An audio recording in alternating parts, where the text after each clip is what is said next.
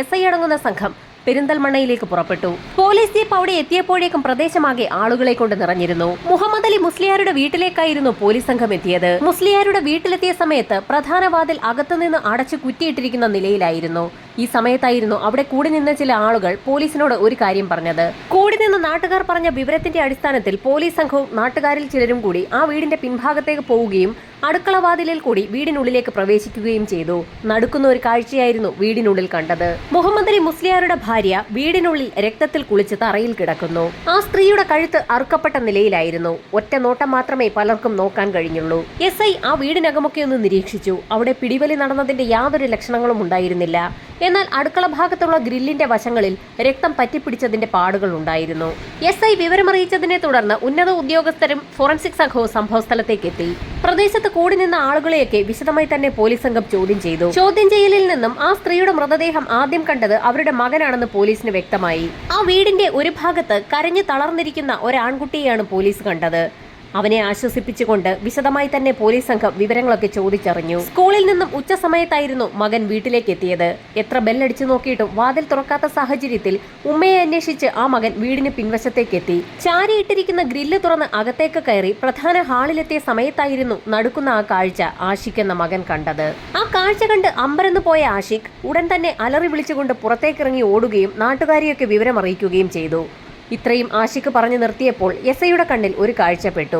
ആഷിഖിന്റെ കയ്യിലൂടെ രക്തം ഒലിച്ചിറങ്ങുന്നു. ആ രക്തം സമീപത്തുണ്ടായിരുന്ന ഗ്രില്ലിൽ നിന്നും പറ്റിപ്പിടിച്ചതാകാമെന്ന് എസ് ഐ വിലയിരുത്തി. ആഷിഖിന്റെ ഉമ്മയെ കൊലപ്പെടുത്തിയ ശേഷം കൊലയാളി ആ ഗ്രില്ലിൽ മാത്രമാണ് സ്പർശിച്ചിട്ടുള്ളത്. അപ്പോഴും ഗ്രില്ലിലൂടെ രക്തം വാർന്നൊഴുകുന്നുണ്ടായിരുന്നു. ആഷിഖിന്റെ അമ്മ കൊല ചെയ്യപ്പെട്ടിട്ട് അധിക സമയമായിട്ടില്ല എന്ന് അതിൽ നിന്നും വ്യക്തമായി. പോലീസ് സംഘം വിശദമായി നാട്ടുകാരെ ചോദ്യം ചെയ്യുന്നതിനിടയിലായിരുന്നു ഒരു സ്ത്രീ നിർണായകമായ ഒരു വിവരം പോലീസിനോട് പറയുന്നത്. സമയം ഏകദേശം 11:45 അടുത്ത സമയത്ത് ആ സ്ത്രീ കൊല്ലപ്പെട്ട മറിയത്തിനെ കണ്ടിരുന്നു. അവർ തമ്മിൽ അല്പനേരം സംസാരിക്കുകയും ചെയ്തിട്ടുണ്ട്. 11:45 12:30 ഇടയിലുള്ള സമയത്താണ് മറിയം കൊല്ലപ്പെട്ടതെന്ന് പോലീസ് അതിൽ നിന്നും വിലയിരുത്തി. മറിയത്തിന്റെ ഭർത്താവും വീട്ടുടമസ്ഥനുമായ മുഹമ്മദ് അലി മുസ്ലിയാർ മതപരമായ ചില ചടങ്ങുകളിൽ പങ്കെടുക്കുന്നതിനായി 2 ദിവസം മുൻപ് തന്നെ ആ വീട്ടിൽ നിന്നും പോയതാണ്. ആ സ്ത്രീ വീട്ടിൽ തനിച്ചേ ഉണ്ടാവുകയുള്ളൂ എന്ന് അറിയുന്ന ഏതോ വ്യക്തി നടത്തിയ കൊലപാതകമാണിതെന്ന് പോലീസ് നിഗമനത്തിലെത്തി. ഇൻക്വസ്റ്റ് നടപടികൾ പൂർത്തിയാക്കിയ ശേഷം മൃതദേഹം പോസ്റ്റ്മോർട്ടത്തിനായി ഗവൺമെന്റ് ഹോസ്പിറ്റലിലേക്ക് ഷിഫ്റ്റ് ചെയ്തു. നടപടികൾ പൂർത്തിയാക്കിയ ശേഷം പോലീസ് സംഘം ആ വീട്ടിലും പരിസരത്തുമൊക്കെ വിശദമായ ഒരു അന്വേഷണം തന്നെ നടത്തി. ആ വീടിനുള്ളിലെ അലമാരകളോ മേശവലിപ്പുകളോ ഒന്നും തന്നെ തുറന്നിടാത്ത സാഹചര്യത്തിൽ എന്തായിരുന്നിരിക്കാം കൊലപാതകയുടെ മോട്ടീവ് എന്ന കാര്യത്തിൽ പോലീസിനാകെ സംശയമായി. മറിയത്തെക്കുറിച്ച് അവിടെ കൂടി നിന്ന നാട്ടുകാരോടൊക്കെ ഒന്ന് തിരക്കാൻ തന്നെ പോലീസ് തീരുമാനിച്ചു. നാട്ടുകാരെ ചോദ്യം ചെയ്യുന്നതിനിടയിൽ ഒരു സ്ത്രീ പ്രധാനപ്പെട്ട ഒരു വിവരം പോലീസിനോട് പറഞ്ഞു. മറിയം എപ്പോഴും കഴുത്തിൽ ഒരു ഭംഗിയുള്ള നെക്ലേസ് ധരിക്കാറുണ്ട്. നെക്ലേസിനെ കുറിച്ച് ആ സ്ത്രീ വിശദമായി പറഞ്ഞുകൊണ്ടിരിക്കുന്നതിനിടയിൽ തന്നെ എസ് ഐ മറിയത്തിന്റെ മൃതദേഹം അവിടെ നിന്ന് ഷിഫ്റ്റ് ചെയ്യുന്നതിന് തൊട്ടു മുൻപെടുത്ത ഫോട്ടോസൊക്കെ വിശദമായി തന്നെ ഒന്ന് നോക്കി. ആ ഫോട്ടോയിലൊന്നും തന്നെ അങ്ങനെ ഒരു നെക്ലേസ് കാണാനുണ്ടായിരുന്നില്ല. മറിയത്തിന്റെ മകൻ ആഷിഖിനെ ചോദ്യം ചെയ്ത സമയത്തും തന്റെ അമ്മ അങ്ങനെ ഒരു നെക്ലേസ് ധരിക്കാറുണ്ടെന്നും അവരത് കഴുത്തിൽ നിന്ന് ഊരാറെ ഉണ്ടായിരുന്നില്ല എന്നും അവൻ പോലീസിന് മൊഴി നൽകി. ഒരുപക്ഷെ ആ നെക്ലേസ് കൈക്കലാക്കുന്നതിന് വേണ്ടിയാവാം കൊലയാളി അങ്ങനെ ഒരു കൃത്യം നടത്തിയതെന്ന് പോലീസ് കരുതി. പോലീസ് അന്വേഷണം പുരോഗമിക്കുന്ന സാഹചര്യത്തിൽ മെഡിക്കൽ കോളേജിൽ പോസ്റ്റ്മോർട്ടം നടപടികൾ പൂർത്തിയാക്കി മൃതദേഹം ബന്ധുക്കൾക്ക് വിട്ടു നൽകി. ഈ സമയത്തായിരുന്നു തന്റെ പ്രിയപ്പെട്ട ഭാര്യയുടെ മരണവാർത്ത അറിഞ്ഞുകൊണ്ട് മുഹമ്മദ് അലി മുസ്ലിയാർ നാട്ടിലേക്ക് തിരിച്ചെത്തിയത്. ദുഃഖം സഹിക്കവയ്യാതെ മുസ്ലിയാർ ഉറക്കെ നിലവിളിച്ച് കരഞ്ഞു. അദ്ദേഹത്തിന്റെ കരച്ചിൽ കണ്ട് സഹിക്കവയ്യാതെ നാട്ടുകാരും വിതുമ്പി. ഈ സമയത്തായിരുന്നു സ്റ്റേഷനിൽ നിന്നും എസ് ഐക്ക് ഒരു ഫോൺ കോൾ എത്തിയത്.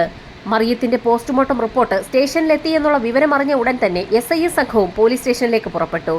ആ റിപ്പോർട്ട് വിശദമായി വായിച്ചു നോക്കിയ സമയത്തായിരുന്നു പ്രധാനപ്പെട്ട ഒരു കാര്യം പോലീസിന്റെ ശ്രദ്ധയിൽപ്പെടുന്നത്. മറിയം കൊല്ലപ്പെടുന്ന സമയത്ത് അവർക്ക് ബോധമുണ്ടായിരുന്നില്ല എന്നൊരു കാര്യം അതിൽ വ്യക്തമാക്കിയിട്ടുണ്ട്. മറിയത്തിന്റെ കഴുത്തിൽ അതിശക്തമായ അടിയേറ്റിട്ടുണ്ട്. ഫോറൻസിക് സംഘം പരിശോധന നടത്തുന്നതിനിടയിൽ അങ്ങനെ ഒരു കാര്യം ശ്രദ്ധയിൽപ്പെട്ടിരുന്നില്ല.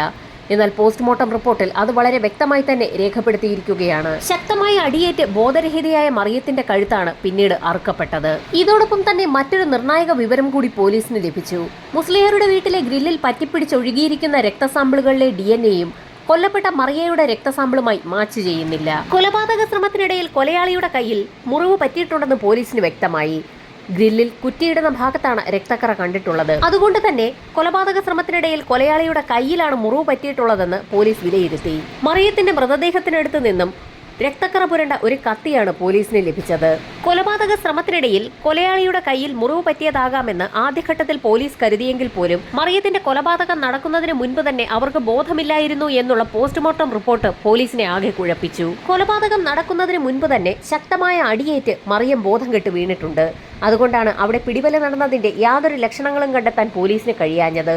പിടിവലികളൊന്നും തന്നെ നടക്കാത്ത സാഹചര്യത്തിൽ കൊലയാളിയുടെ കയ്യിൽ എങ്ങനെയായിരിക്കാം മുറിവ് പറ്റിയതെന്നായിരുന്നു പോലീസിന്റെ സംശയം. എന്തായാലും കൊല നടത്തിയ വ്യക്തിക്ക് മുറിവ് പറ്റിയിട്ടുണ്ടെന്നും ആ മുറിവ് കയ്യിലാണെന്നുമുള്ള ഒരു വിലയിരുത്തലാണ് പോലീസ് നടത്തിയത്.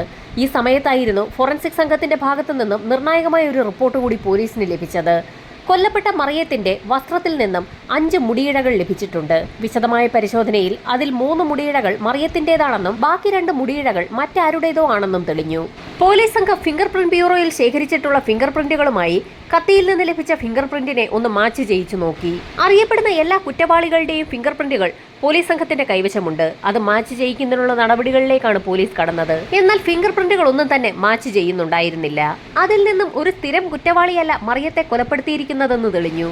അതുവരെ പോലീസ് സംഘം കണ്ടെത്തിയ എല്ലാ വിവരങ്ങളും ഒന്നുകൂടി വിശദമായി തന്നെ SI ഒന്ന് വായിച്ചു നോക്കി. ഭർത്താവും മകനുമൊന്നും സ്ഥലത്തുണ്ടായിരിക്കുകയില്ല എന്നും ആ സ്ത്രീ സ്ഥിരമായി ഒരു മാല ധരിക്കാറുണ്ടെന്നുമൊക്കെ അറിവുള്ള മറിയത്തെ നന്നായി അറിയുന്ന ഏതോ വ്യക്തിയാണ് കൊലപാതകത്തിന് പിന്നിലെന്ന് SI റെജി ജേക്കബിന് വ്യക്തമായതോടുകൂടി ആ സ്ത്രീയുടെ ശവസംസ്കാര ചടങ്ങിൽ പങ്കെടുക്കാനും ഒരുപക്ഷെ കൊലയാളി എത്തിയേക്കാമെന്നുള്ള ഒരു നിഗമനത്തിലാണ് എത്തിയത്. സംഭവസ്ഥലത്തെ സ്ഥിതിഗതികൾ വിലയിരുത്താൻ ചില കുറ്റവാളികൾ അങ്ങനെ ഒരു മാർഗം സ്വീകരിക്കാറുണ്ട്. അതുകൊണ്ട് തന്നെ SIയുടെ നേതൃത്വത്തിൽ അന്വേഷണവുമായി ബന്ധപ്പെട്ട് ഇതുവരെ രംഗത്തിറങ്ങാത്ത പോലീസ് സംഘത്തിൽപ്പെടുന്ന ചില ആളുകളെ മറിയത്തിന്റെ ശവസംസ്കാര ചടങ്ങുകളിൽ പങ്കെടുക്കാനും ആളുകളെ നിരീക്ഷിക്കാനും നിർദ്ദേശം നൽകി മുസ്ലിയാരുടെ വീട്ടിലേക്ക് അയച്ചു. SIയുടെ നിർദ്ദേശപ്രകാരം പത്രപ്രവർത്തകരുടെ വേഷത്തിലാണ് 12ഓളം വരുന്ന പോലീസ് സംഘം സംഭവസ്ഥലത്തെത്തിയത്. അവർക്കൊരു പ്രത്യേക നിർദ്ദേശമാണ് SI നൽകിയിരുന്നത്. അവിടെ കൂടി നിൽക്കുന്ന ആളുകളെയൊക്കെ പത്രപ്രവർത്തകരെന്ന രീതിയിൽ പരിചയപ്പെടുകയും വിവരങ്ങൾ ചോദിച്ച് മനസ്സിലാക്കുകയും ചെയ്യണം. വിവരശേഖരണം നടത്തിയ ശേഷം വിവരങ്ങൾ കൈമാറിയതിന് നന്ദി സൂചകമായി അവർക്കൊക്കെ ഷെയ്ക്ക് ഹാൻഡും നൽകണം. അങ്ങനെ ഷെയ്ക്ക് ഹാൻഡ് നൽകുന്ന കൂട്ടത്തിൽ കയ്യിൽ മുറിവ് പറ്റിയ വ്യക്തിയെ അതിവേഗം തിരിച്ചറിയാനാകും. മുറിവ് പറ്റിയ ഒരു വ്യക്തി ആ കൂട്ടത്തിലുണ്ടെങ്കിൽ ഷെയ്ക്ക് ഹാൻഡ് നൽകുന്നതിനിടയിൽ അയാൾ വേഗം കൈ പിൻവലിക്കാൻ സാധ്യതയുണ്ട്. അങ്ങനെ അയാളെ അതിവേഗം കണ്ടെത്താൻ കഴിയുമെന്നായിരുന്നു SIയുടെ നിർദ്ദേശം. അറിയപ്പെടുന്ന ഒരു കുടുംബത്തിലെ സ്ത്രീയാണ് കൊല്ലപ്പെട്ടിരിക്കുന്നത്. അതുകൊണ്ട് തന്നെ യഥാർത്ഥ പത്രക്കാരും പോലീസ് സംഘവുമൊക്കെ സംഭവസ്ഥലത്തുണ്ടായിരുന്നു. അവർക്കിടയിലേക്ക് പത്രക്കാരുടെ ID കാർഡ് ധരിച്ച് SI റെജി ജേക്കബിന്റെ നേതൃത്വത്തിലുള്ള വേഷം മാറിയ പോലീസ് സംഘവും സംഭവസ്ഥലത്തെത്തി. തങ്ങൾ പത്രത്തിൽ നിന്നാണെന്ന് പറഞ്ഞുകൊണ്ട് ആളുകളോട് അതിവേഗം വിവരങ്ങൾ ചോദിച്ച് മനസ്സിലാക്കി തുടങ്ങി. അവർ പറയുന്ന വിവരങ്ങളൊക്കെ വേഷം മാറിയ പോലീസുകാർ തങ്ങളുടെ കൈവശമുള്ള ഫോണുകളിൽ റെക്കോർഡ് ചെയ്യുകയും ചെയ്തു. ശേഷം അതിവേഗം ഷെയ്ക്ക് ഹാൻഡ് നൽകി ഓരോരുത്തരെയായി പറഞ്ഞു വിടുകയും ചെയ്തു. ഈ സമയത്ത് ചടങ്ങുകൾ പൂർത്തിയാക്കി മൃതദേഹം പള്ളിയിലേക്ക് കൊണ്ടുപോയി. വേഷം മാറിയ പോലീസുകാർ അവർ കളക്ട് ചെയ്ത വിവരങ്ങളും ഓഡിയോ ക്ലിപ്പുകളും ഒക്കെ SIക്ക് കൈമാറി. ഷെയ്ക്ക് ഹാൻഡ് കൊടുത്തപ്പോൾ അതിവേഗം കൈ പിൻവലിച്ച 10ഓളം വരുന്ന ആളുകളുടെ ലിസ്റ്റും പോലീസിന്റെ കൈവശമുണ്ടായിരുന്നു. തൊട്ടടുത്ത ദിവസം തന്നെ ആ ആളുകളെയെല്ലാം പോലീസ് സ്റ്റേഷനിലേക്ക് വിളിച്ചു വരുത്തുകയും റെക്കോർഡ് ചെയ്ത കാര്യങ്ങളൊക്കെ അവരെ തന്നെ കേൾപ്പിച്ചു കൊടുക്കുകയും ചെയ്തു. അവർ തങ്ങൾക്കറിയാവുന്ന കൂടുതൽ കാര്യങ്ങൾ പോലീസിനോട് പറഞ്ഞു. ഇതേസമയം മറ്റുള്ള പോലീസുകാർ ആ വ്യക്തികളുടെ കൈകളിൽ എന്തെങ്കിലും മുറിവ് പറ്റിയിട്ടുണ്ടോ എന്നുള്ള കാര്യം വിശദമായി നിരീക്ഷിക്കുകയായിരുന്നു. 6ഓളം പേരെ ചോദ്യം ചെയ്തതിനിടയിൽ പ്രത്യേകിച്ച് അസ്വാഭാവികമായി പോലീസിനൊന്നും തോന്നിയില്ല. അപ്പോഴായിരുന്നു 7ാമത് ഒരു ചെറുപ്പക്കാരൻ കടന്നു വന്നത്. ജാഫർ എന്നു പേരുള്ള ആ ചെറുപ്പക്കാരന്റെ കയ്യിൽ ഒരു മുറിവുണ്ടായിരുന്നു. കൂടി നിന്ന പോലീസുകാർ അയാളെ പ്രത്യേകം നോട്ട് ചെയ്തു. എങ്ങനെയാണ് അത്തരത്തിലൊരു മുറിവ് സംഭവിച്ചതെന്ന് SI ജാഫറിനോട് ചോദിച്ചു. 2 ദിവസങ്ങൾക്ക് മുൻപ് കരിങ്കല്ലത്തത്താണിയിലേക്ക് പോകാൻ ബസ്സിൽ കയറിയ സമയത്ത് ബസ്സിന്റെ ഡോറിനിടയിൽപ്പെട്ടാണ് തന്റെ കൈ മുറിഞ്ഞതെന്ന് ജാഫർ പോലീസിന് മൊഴി നൽകി. ഇത്തരത്തിൽ വലിയൊരു മുറിവുണ്ടായിട്ടും എന്തുകൊണ്ടാണ് അത് കൃത്യമായി വെച്ച് കെട്ടാത്തതെന്ന് പോലീസ് ചോദിച്ചപ്പോൾ താനതത്ര കാര്യമാക്കിയില്ല എന്നായിരുന്നു ജാഫറിന്റെ മറുപടി. ഡോറിനിടയിൽ പെട്ടതുകൊണ്ട് തന്നെ മുറിവ് സെപ്റ്റിക്കാകാൻ സാധ്യതയുണ്ടെന്ന് SI പറഞ്ഞ സാഹചര്യത്തിൽ താൻ സ്റ്റേഷനിൽ നിന്ന് ഇറങ്ങുന്ന സമയത്ത് ഹോസ്പിറ്റലിലെത്തി മുറിവ് വെച്ച് കെട്ടിക്കൊള്ളാമെന്ന് അയാൾ പോലീസിനോട് പറഞ്ഞു. ഈ സമയത്തായിരുന്നു സ്റ്റേഷനിൽ ഒരു ഡോക്ടർ എത്തിയിട്ടുണ്ടെന്നും നമുക്ക് അദ്ദേഹത്തെ കൈയൊന്ന് കാണിച്ചു നോക്കാമെന്നും SI പറയുന്നത്. SI പറഞ്ഞു തീരുന്നതിന് മുൻപ് തന്നെ ഡോക്ടർ ആ മുറിയിലേക്ക് കടന്നു വന്നു. SI റെജിയുടെ നിർദ്ദേശപ്രകാരം ഡോക്ടർ ജാഫറിന്റെ കൈയൊന്ന് പരിശോധിച്ചു. കൈ എങ്ങനെയാണ് മുറിഞ്ഞതെന്നുള്ള ഡോക്ടറിന്റെ ചോദ്യത്തിന് നേരത്തെ SIക്ക് നൽകിയ അതേ മൊഴി തന്നെയാണ് ജാഫർ ഡോക്ടറിനും നൽകിയത്. എന്നാൽ കൈ വിശദമായി പരിശോധിച്ച ശേഷം ഡോക്ടർ ഒരു കാര്യം പോലീസിനോട് പറഞ്ഞു. ഷാർപ്പായ കത്തി പോലെയുള്ള എന്തോ വസ്തു ഉപയോഗിച്ചുള്ള മുറിവാണ് കയ്യിലുണ്ടായിരിക്കുന്നത്. ഇതൊരു കാരണവശാലും ബസ്സിന്റെ ഡോറിനിടയിൽ പെട്ടതല്ല എന്ന് ഡോക്ടർ പറഞ്ഞതോടുകൂടി ജാഫറിന്റെ മുഖമാകെ വിളറി വെളുത്തു. ഈ സമയത്താണ് മറ്റൊരു പോലീസുകാരൻ സ്റ്റേഷനുള്ളിലേക്ക് കടന്നു വന്നത്. നേരത്തെ ജാഫർ പറഞ്ഞതനുസരിച്ച് 2 ദിവസങ്ങൾക്ക് മുൻപ് കരിങ്കല്ലത്തത്താടിയിലേക്ക് പോയ ബസ്സുകാരുമായി പോലീസ് സംഘം കോണ്ടാക്ട് ചെയ്തിരുന്നു.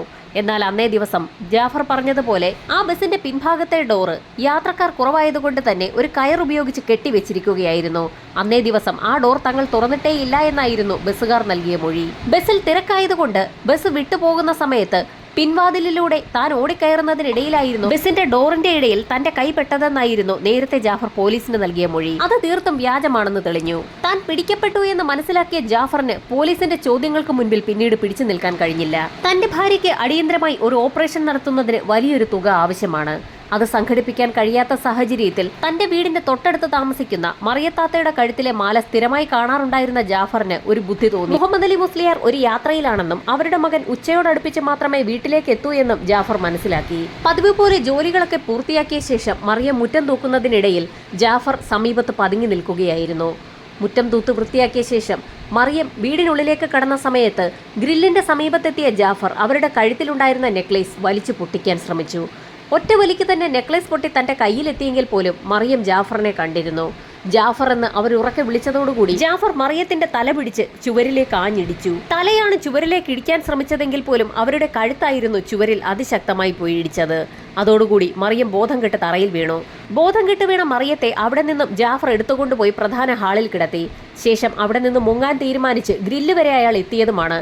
അപ്പോഴാണ് നേരത്തെ തന്നെ ജാഫർ എന്ന് ആ സ്ത്രീ വിളിച്ച കാര്യം അയാൾ ഓർത്തത്.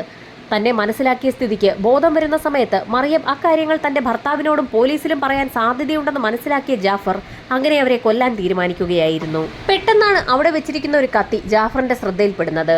ആ കത്തിയുമായി ജാഫർ അതിവേഗം തന്നെ മറിയത്തിന്റെ അടുത്തേക്ക് എത്തുകയും അവരുടെ കഴുത്ത് രണ്ടായി വെട്ടിമുറിക്കുകയും ചെയ്തു. കത്തി വലിച്ചൂരുന്നതിനിടയിൽ അബദ്ധത്തിലായിരുന്നു ജാഫറിന്റെ കൈ കത്തി കൊണ്ട് മുറിഞ്ഞത്.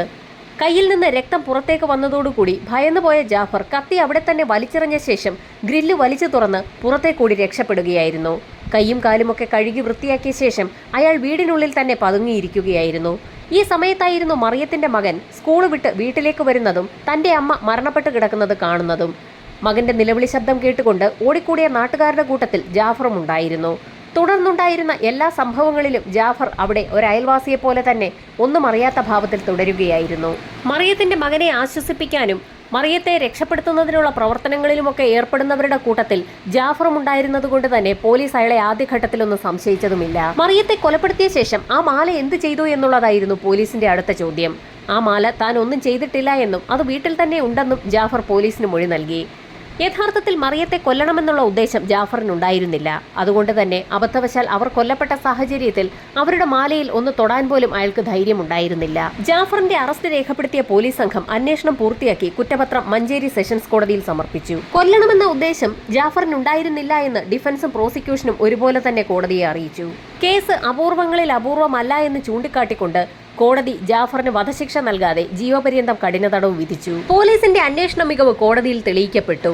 ബുദ്ധിപരമായ നീക്കത്തിലൂടെ അതിവേഗം പ്രതിയെ പിടികൂടിയ കേരള പോലീസ് കോടതിയുടെ പ്രത്യേക പ്രശംസയും നേടി.